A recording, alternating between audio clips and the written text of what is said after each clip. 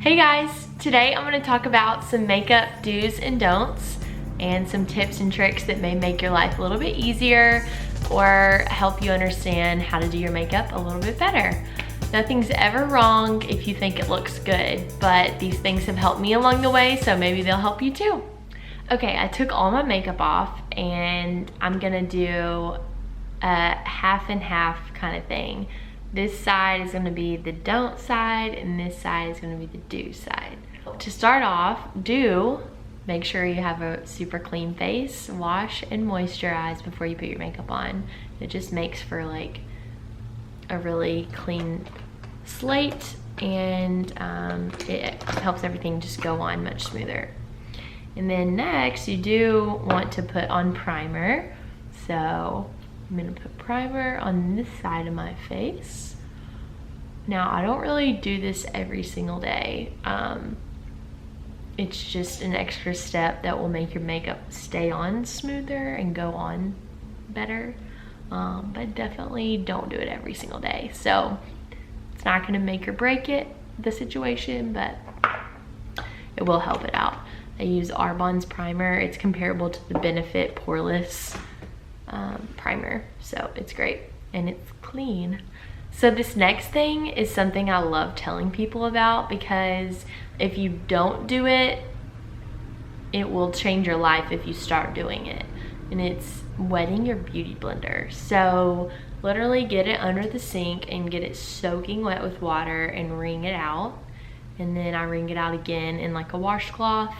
And then it's not wet, it's a little damp, but it just, the texture of the beauty blender is so much better to put your product on with. So I'm gonna put my makeup on this side of my face with a damp beauty blender, and this side with a beauty blender that is not damp.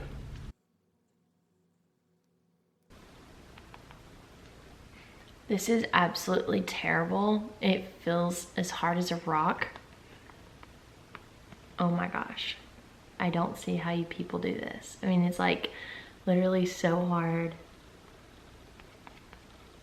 I think most of the time I see people like spreading it like they're painting. Okay, so I did what I could with that. You can tell this side of my skin, the color looks way off, but whatever. This side of my skin's pretty flawless. Obviously there's some pimples there, but like it just doesn't go on very well if you don't wet your beauty blender. Okay, this is terrible. All right, the next thing is concealer. My favorite concealer in the world, Tarte Shape Tape. Try it out if you haven't. Really, I don't know if there's like I don't know the opposite way to do this, but the do is to place it underneath your eyes in sort of a triangle situation. Like, I mean, you don't have to go super triangle with it. Like, you don't have to make it a huge triangle, but I mean, definitely don't like go all in this area. You just want it in this corner and then a little bit out to the side. Tap it in with your wet beauty blender and just want to tap it. Don't smear, don't spread, just tap it. You can go over your eyelid. That'll help prime your eyelid for eyeshadow. And just tap it out like that. And I guess I'll do the other side just too big. I don't really know. Maybe like I'll do it like this. A lot of people do this. I mean, this isn't wrong, but you don't really want it down on your cheek. And you don't want to smear it like this. I can't even do it. It's weird. Okay, that's as bad as it's gonna get. I mean, there's nothing terribly wrong with this, but it just looks a little bit better if you keep it more controlled and tap it in. All right, the next thing I've said plenty of times before. It looks like I don't follow the rule, but I promise I washed them last week. Wash your brushes. Don't have like I don't have a way to like show you, but I've seen people's brushes that are literally matted down with product, and it's just gonna make you break out and your makeup's not gonna go on right. Wash them like every other week, every week even. Dawn dish soap and a little bit of shampoo. Rub it in your hand, or if you have the fancy mat that you can clean it on, do that too. But clean brushes is a do. I swear if you have a good set of clean brushes, it'll be so much easier to do your makeup. That may be one reason why you don't like the way it looks. I know something that I can add. Do use the brushes that you buy at the store like this. Do not ever use the brush that comes in the container. For example, butter bronzer. This, whatever the heck this is, comes in the container. Do not use this. This is what it'll look like.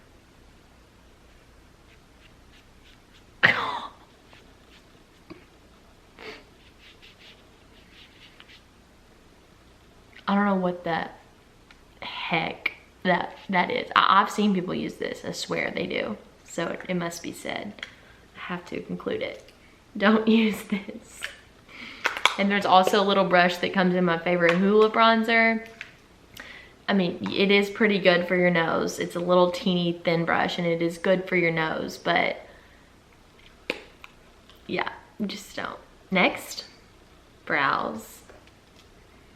So, first off, get them waxed or threaded, whatever you prefer, but it's so much easier to work with clean brows. Whether you're trimming them up yourself or, this is literally so bad. Like, I don't know if I can continue. Okay, whatever. But here's my favorite trick with brows. First of all, brush them through. Whoops. Do fill them in sparsely on the front and a little thicker on the tail. Do not fill them in like a box and then fill color in the box. So I'll show you what not to do.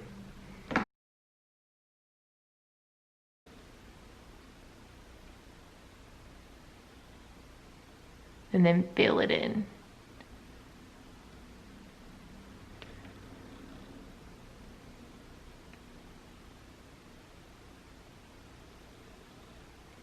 Not a good look.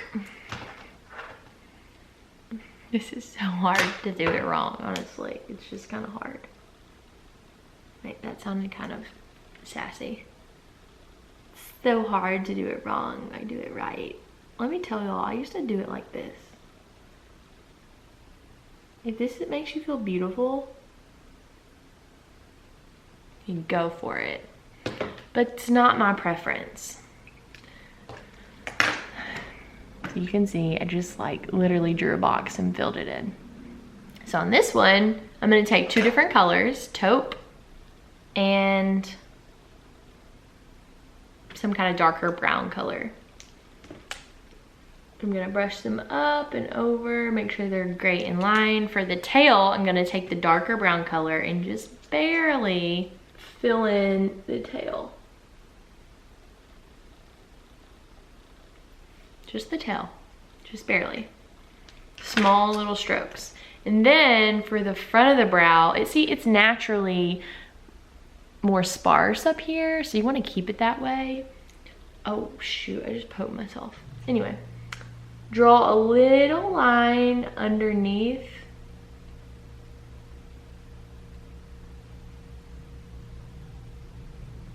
To make it look more clean. And then you're just gonna do small, tiny brush strokes up. Making sure not to press too hard. And that's all. Just looks a lot more natural. Like a brow is naturally more sparse right here, whereas I colored it all in over here.